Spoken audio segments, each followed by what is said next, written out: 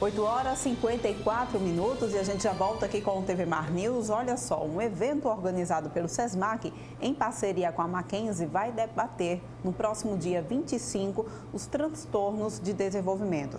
E nós vamos saber mais detalhes com o professor Cláudio Jorge de Moraes e a professora Alessandra Pontes, que serão palestrantes desse evento. Muito bom dia para vocês, tudo bom? Bom dia a todos os telespectadores. Então, primeiro é claro que a gente deveria iniciar a nossa entrevista falando sobre a importância de um evento que venha debater um problema que ainda é cercado por muitos tabus, né? Então, é muito importante esse evento porque nós estamos trazendo algo que na escala de diagnóstico está cada vez mais aumentando. Então, o autismo hoje, em 2020, ele já está uma criança para 59. A gente tem que ficar, assim, atenta. E aí, aqui em Alagoas, o Centro Universitário SESMAC, ele trouxe o DINTER, que é um doutorado entre a Mackenzie, a Universidade Presbiteriana Mackenzie, e ela também fez uma parceria com o Centro Universitário SESMAC. Então, toda a equipe da Mackenzie traz esse estudo para nós. São 8 pesquisadores, outros doutorandos, que estão na ciência buscando, sim, trazer soluções para a nossa sociedade, para ajudar no diagnóstico, para ajudar na qualidade de vida. Então, compreender o novo, né?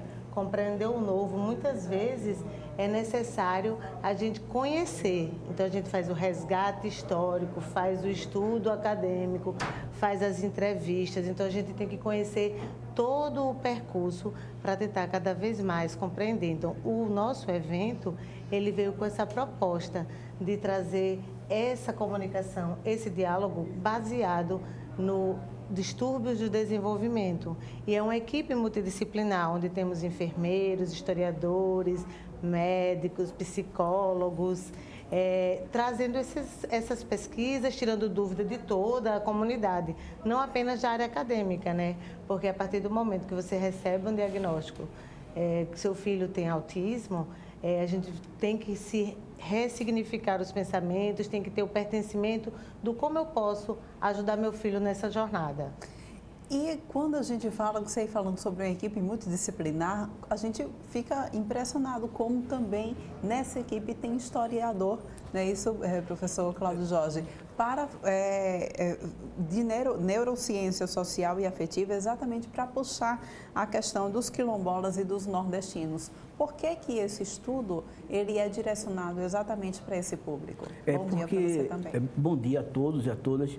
Na verdade, o seguinte, o núcleo, o melhor laboratório de neurociências da Mackenzie, ele possibilita um estudo atual com 63 países, não é? Então, a nossa pesquisa no laboratório, que vem aqui no Nordeste, mais especificamente em Alagoas, eu poderia dizer Unas Palmares, né, com a comunidade de Muquem, mas ao mesmo tempo dialoga com a África, a Alemanha, Estados Unidos, Polônia. Mas por quê? Porque o laboratório ele também é responsável para tentar compreender o comportamento humano, no sentido, sobretudo, do julgamento moral, que é uma das categorias dentro da neurociência. Então, se esse sujeito também é afetado pelas relações sociais, né, pelas relações econômicas, também passa a ser um objeto de estudo do laboratório. E por isso que a comunidade científica também agora propõe a fazer esse estudo e elaborar cada vez mais o entendimento dessas comunidades. E já tem quanto tempo esses estudos estão sendo elaborados? Já 2 anos que vem sendo desenvolvido no estado e em São Paulo, né? Alagoas e São Paulo. E a gente já tem uma preliminar dele? Já tem, inclusive, algumas publicações, né? Uhum. Foi lançado ano passado nosso livro do doutorado, né, sobre essas pesquisas. E agora estamos avançando mais ainda com os dados e as coletas. E intensamente as reuniões no núcleo, né? Uhum. Online a gente tenta a todo momento interpretar esses fatos e fenômenos. Quando a gente, inicialmente na sua conversa, Alessandra, você falou que os transtornos de desenvolvimento, eles têm crescido bastante. E a pergunta que fica é se eles de fato têm crescido ou se as notificações, né, que agora começaram de fato a passar a valer, né? Eu queria que você pudesse explicar para a gente. Então, a gente sempre vai deixar uma interrogação nessa parte. Por quê? Porque pode ser o número de estudos que realmente eles cada vez mais estão aumentando, pode também ter acontecido diagnósticos o diagnóstico, entre aspas, da moda, né? Que as pessoas, às vezes, autismo, então, muitas vezes já fecham um diagnóstico sem fazer uma identificação bem detalhada. E também pelo próprio avanço, porque hoje nós ingerimos alimentos que a gente não sabe a qualidade deles, os efeitos externos durante uma gestação. Então, quando a gente fala em autismo, as pessoas pensam às vezes que só são fatores genéticos. Não, não são fatores genéticos apenas, são fatores genéticos, ambientais. Então, qualquer alteração que você tenha durante um período de uma gravidez, você pode vir a ter um filho com um diagnóstico de autismo. Então, quanto mais informações a gente conseguir sim trazer, é por isso que tem uma equipe hoje, principalmente no nosso estado, né? Tentando trabalhar soluções mesmo, produtos como aplicativos, plataformas, estudos direcionados, como o Cláudio falou. Você só imagine, se a gente já tem um diagnóstico, imagine as pessoas que não têm esse acesso, como os quilombolas. Então, a gente também está levando isso. Não adianta só a gente falar da inclusão e a gente não trazer a inclusão. Não é utilizar a palavra, e sim trazer soluções que identifiquem. Então, o diagnóstico realmente está se aumentando. Hoje nós temos 1 para 59. Então, a gente tem que analisar que a cada criança que pode nascer, um desses pode ter um provável diagnóstico de autismo, né? E quando a gente fala em autismo, são 4 meninos para uma menina. Pois é, isso é em relação ao autismo, mas existem também outros transtornos de desenvolvimento, né, ao qual os pais devem, de fato, também ficarem atentos e que, por muito tempo, e ainda muitas famílias, eu acredito que é a questão mesmo da aceitação do problema, acabam simplesmente, é porque o menino é danado, e acabam meio que cobrindo o sol com a peneira, né? São vários, né? Não dá nem pra gente enumerar aqui, porque a gente passaria o dia todo, mas os mais conhecidos, TDAH, né?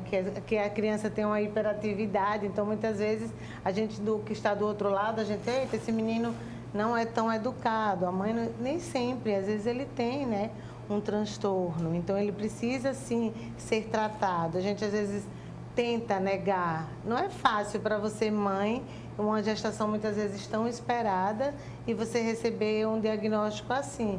Mas aquela criança vai ser 100% dependente, porque muitas delas não têm cura, né? Não tem cura. Então, ela tem que se adaptar a uma sociedade, tem que ser estimulada cada vez mais a tentar desbravar esse desafio que a vida impôs para ela. Então, assim, não é fácil uma mãe receber um diagnóstico. E isso é super difícil para a gente, pesquisador, porque dificulta a terapêutica. Quanto mais cedo, mais precocemente você consegue identificar, mais chances ele tem de ser incluído numa sociedade, que eu quero dizer, entre aspas, que se fala normal, né? Aí entra num campo também da perspectiva social e eu diria até das leituras Foucaultianas sobre o que vinha a ser a normalidade. Pois é, né? Que é uma questão histórica, né? Quem tem a régua da normalidade? Então, é uma linha muito tênue, né? De achar o que é normal, não é? É o normal e a normalidade. Então, a gente precisa ter esse diagnóstico, mas dentro de um grupo especializado, competente, né? Que possa realmente não só olhar o sujeito dentro do fenômeno, tem que ir além do fenômeno. Esse trabalho, como é que tem sido desenvolver esse trabalho com essa comunidade quilombola, com os nordestinos também? Essa é uma ótima pergunta, porque é um momento fundamental para a nossa pesquisa, que é, primeiramente, demitificar o Nordeste, né? A gente não pode achar que o Nordeste seja atrasado, pelo contrário, né? Essa necessidade de colocar numa pesquisa de ponta as necessidades de uma ciência que brota também do Nordeste. Isso é fundamental. E também há uma questão nossa histórica e política no sentido da ciência, que é dar visibilidade a quem não tem vez e voz. E isso sim, sobretudo no momento pandêmico. Eu abri mão com o meu orientador, o Paulo Borges, né, que é cientista, e a professora Janiele, psicóloga também, de apenas continuar dando sentido neurociência e histórica ao assunto. Mas a gente vinculou também ao momento da pandemia, né? Por que não entender essas comunidades num momento tão crítico como esse? Então, a gente tenta ver, no nosso caso, o tema nosso é narcisismo coletivo como preditivo no combate à Covid nas comunidades quilombolas. Então, a pesquisa agora se voltou ao sujeito como necessidade única e universal. Quais são os transtornos mais comuns? Então, nós temos síndrome de Down, nós temos que a gente até assistiu à entrevista, então é importante que a sociedade perceba que pode trazer melhorias para essas crianças, principalmente as crianças que não têm esse suporte, né, financeiro, que é uma forma de muitas vezes o tratamento não chegar ao fim. Importa síndrome de Down, dislexia, o TDAH, o próprio autismo. Então, a gente tem vários distúrbios que hoje eles foram reclassificados no DSM-5, que é onde faz todo o diagnóstico, é um manual de diagnóstico estatístico. Então, tem características que muitas vezes elas se parecem, mas a gente precisa perceber esses detalhes para tentar realmente diagnosticar de forma correta e ter essa terapêutica certa. E quando a gente fala sobre o tratamento, como a importância exatamente de se ter uma equipe multidisciplinar, Cláudia? É fundamental. Isso serve não só para o campo, né, dos distúrbios do desenvolvimento, como para qualquer área do saber. Isso é uma frase histórica, né, da Escola dos Análises francesa, que coloca: olha, não seja só historiador, mas seja médico, seja arqueólogo, você precisa entender a complexidade da vida. Não adianta viver numa ilha. Talvez seja a grande resposta do Dinter, Sesmac e Mackenzie.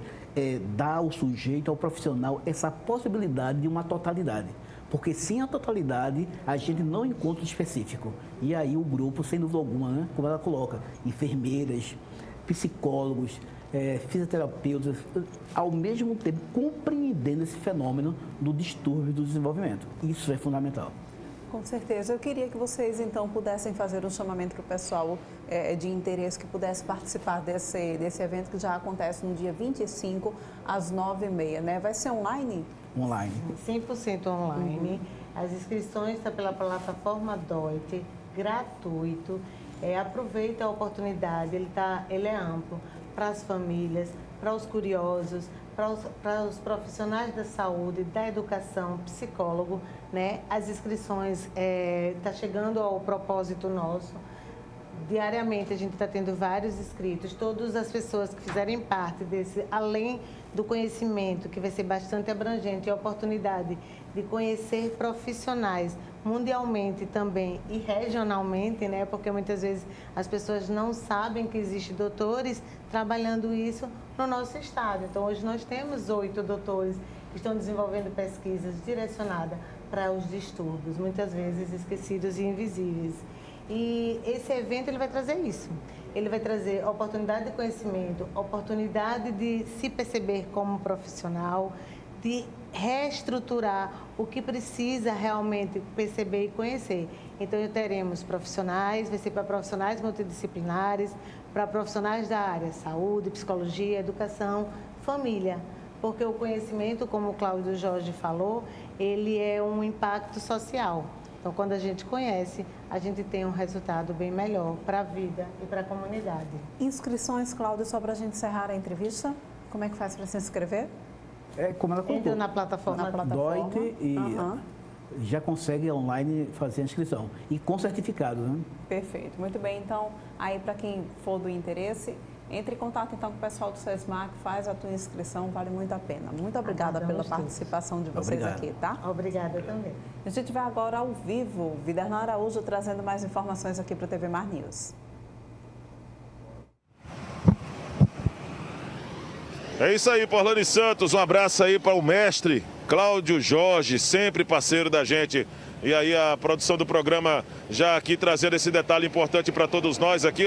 Olha só, Porlane, estamos no cruzamento da Avenida Fernandes Lima com a Rua Miguel Palmeira. Grande fluxo de veículos na manhã desta quarta-feira aqui na capital alagoana. E agora em sentido oposto, né, Porlane? Estamos acostumados a mostrar o fluxo de veículos nesta hora da manhã com os veículos em sentido ao centro de Maceió.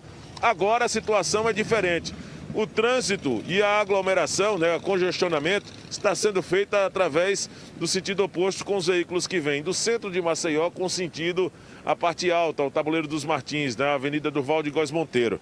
O detalhe é que existe, inclusive, alguns condutores que ainda desconhecem que a faixa azul, que já foi implantada desde a gestão passada na Prefeitura Municipal de Maceió, não pode ser utilizada. E essa faixa ela é exclusiva para ônibus, os transportes coletivos e, naturalmente, alguns veículos que utilizam dessa faixa para poder fazer exatamente o retorno de quadra para seguir seu destino.